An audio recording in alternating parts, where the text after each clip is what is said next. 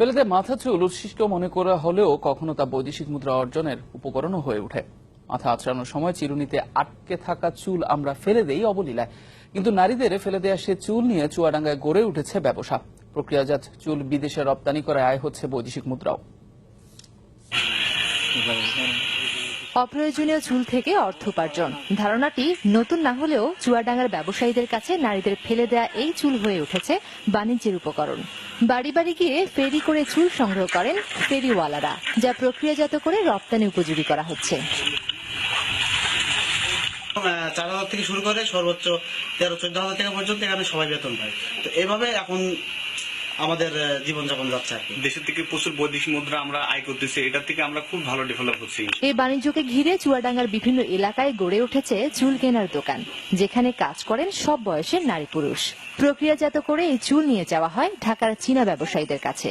আমরা সংগ্রহ করছি, করার পরে ঢাকায় বিক্রি হচ্ছে, ঢাকার থেকে বিদেশ চলে যাচ্ছে। এই চুল বেশি দিন 65 টাকা হাজিরি দেয়, এতে 2 মাইকো চুল বাঁচলে পারে 4,000 টাকা হাজিরি আসে।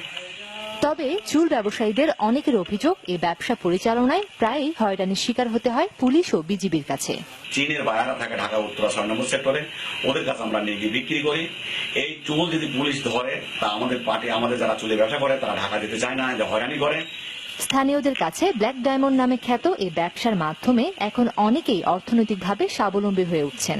ফেলে দেওয়া চুলগুলো যে প্রসেসিং করে তারা বিদেশে রপ্তানি করছে, সেই রপ্তানি থেকে যে বৈদেশিক মুদ্রা অর্জিত হচ্ছে, সেই অর্জিত টাকা দিয়ে এই এলাকার উন্নয়ন ঘটবে এবং বেকারত্ব দূর হবে। সংশ্লিষ্টদের মতে সারা দেশের অপ্রয়োজনীয় চুল এভাবে প্রক্রিয়াজাত করে কাজে লাগাতে পারলে পরিবেশ দূষণ কমার পাশাপাশি শিল্পে পরিণত হবে এ ব্যবসা। Desk report, channel 24।